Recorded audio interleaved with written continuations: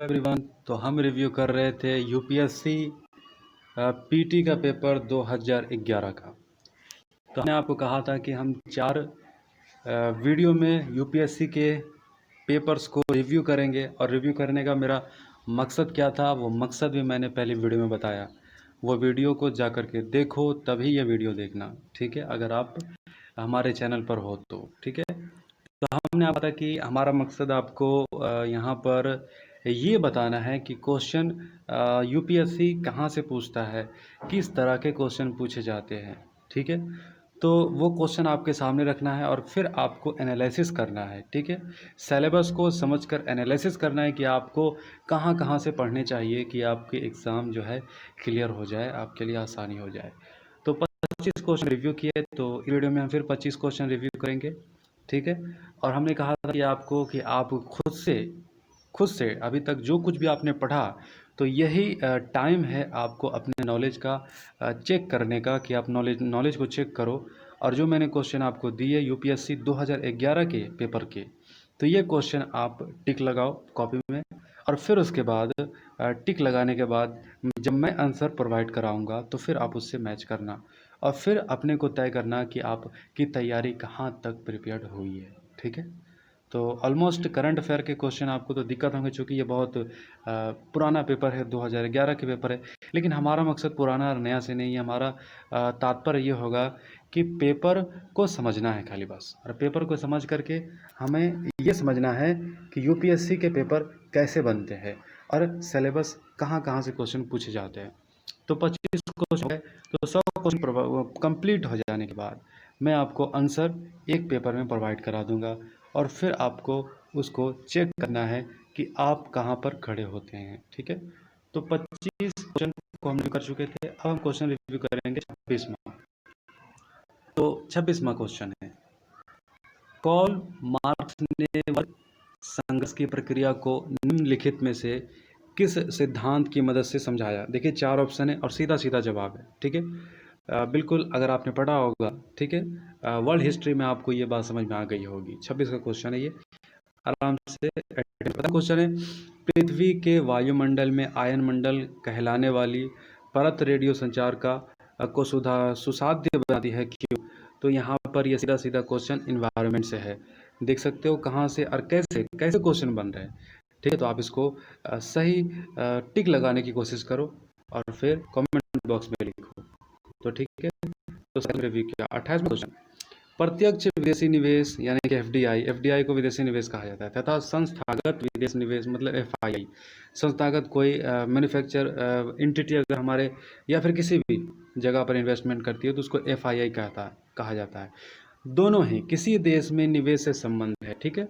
तो निम्नलिखित में से कौन सा कथन दोनों के बीच एक महत्वपूर्ण विभिन्नता को सबसे अच्छे ढंग से व्यक्त करता है, यानी कि यहाँ पर जो कथन दिया गया है, तो एफडीआई और एफआईआई को सबसे अच्छे तरीके से कौन व्यक्त करता है। ये 4 ऑप्शन है, आप इसको पढ़ो, देखो इकोनॉमिक्स के क्वेश्चन है और एफडीआई और एफआईआई से ये सवाल है, तो देखो कहाँ से सवाल बनते हैं, ठीक है।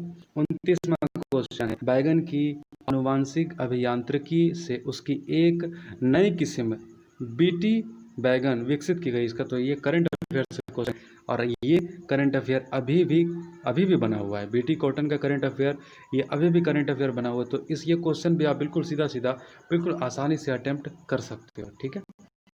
ये 30वां क्वेश्चन पूछे जाते हैं, आप ज़्यादा टेंशन लेने की बात नहीं है, एग्जाम को बहुत हल्के में लो और प्लानिंग करो, अपनी स्ट्रेटेजी बनाओ।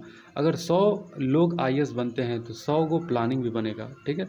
1000 व्यक्ति अगर आईएएस है तो 1000 स्ट्रेटेजी नहीं बनेगी, हर किसी की स्ट्रेटेजी एक नहीं होती है, क्योंकि हर किसी का जो है स्ट्रॉन्ग जोन एक नहीं होता है, हर किसी का अलग अलग होता है। तो अपना स्ट्रॉन्ग जोन पहचानो और बड़े कंफर्ट तरीके से टू द पॉइंट चीज़ों को लेकर चलो और एग्ज़ाम क्लियर करो। 30वां क्वेश्चन है, आम आदमी बीमा योजना के संदर्भ में निम्नलिखित कथनों पर विचार किए। तो बीमा योजना ये भी इकोनॉमिक्स से क्वेश्चन है, ठीक है। तो ऑप्शन यहाँ पर इसको पढ़ो, और तीसरा ऑप्शन यहाँ पर है, और ये सही कथन को आपको उपयुक्त में से कौन सा कथन सही है इसमें टिक लगाना है। तो 31वां क्वेश्चन, ठीक है, 31वां हम देखेंगे, तेल की वैश्विक कीमतों के संदर्भ में करेंट यानी कि कच्चे तेल का समान समाचारों में प्राय उल्लेख आता है, इस पद का क्या अभिप्राय है? तो सीधा सीधा करंट अफेयर से क्वेश्चन है, तो ये ऑप्शन आप पढ़ करके उत्तर जाओ। 12वां क्वेश्चन है, एक नाभिकीय रिएक्टर में भारी जल का क्या कार्य होता है? तो यहाँ पर 4 ऑप्शन है और ये क्वेश्चन आपका कहाँ से ये क्वेश्चन पूछ रहा है? इन्वायरमेंट से ये क्वेश्चन है, तो सीधा सीधा ये आपको जवाब टिक लगाना है। अगला क्वेश्चन है कितना है 33।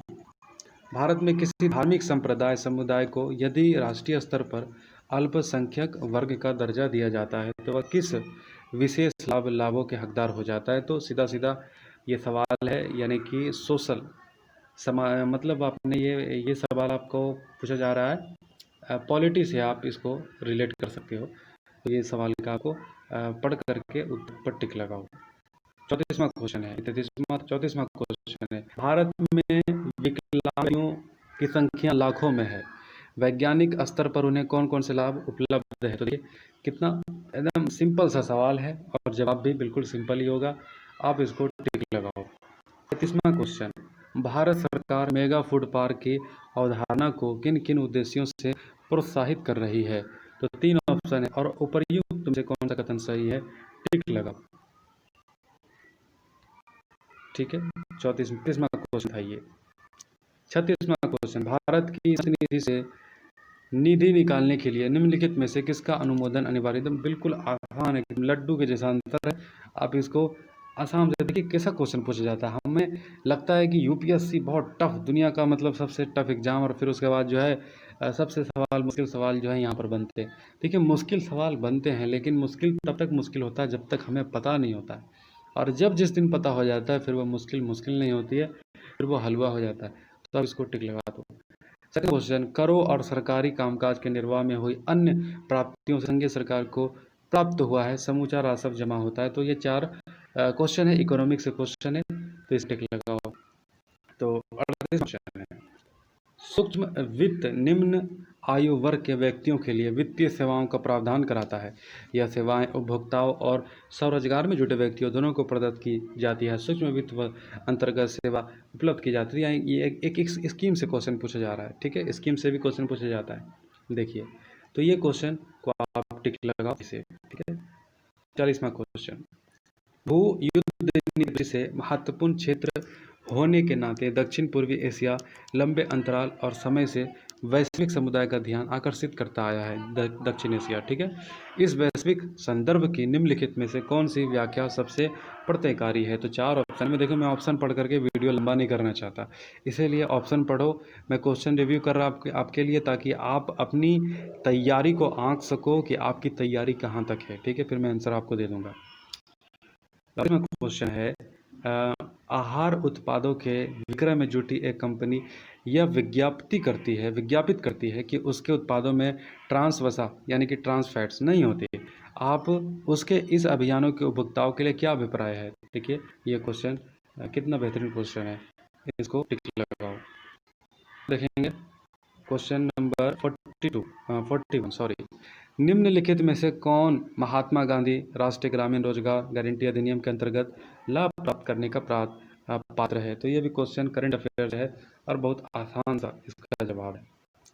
तो अगला क्वेश्चन है, भारत की पूर्व की ओर देखो नीति के संदर्भ में निम्नलिखित कथनों पर विचार कीजिए। देखिए ये भी सीधा करंट अफेयर से ये क्वेश्चन है, तो बिल्कुल आसानी से इसको आप उड़ा सकते हो।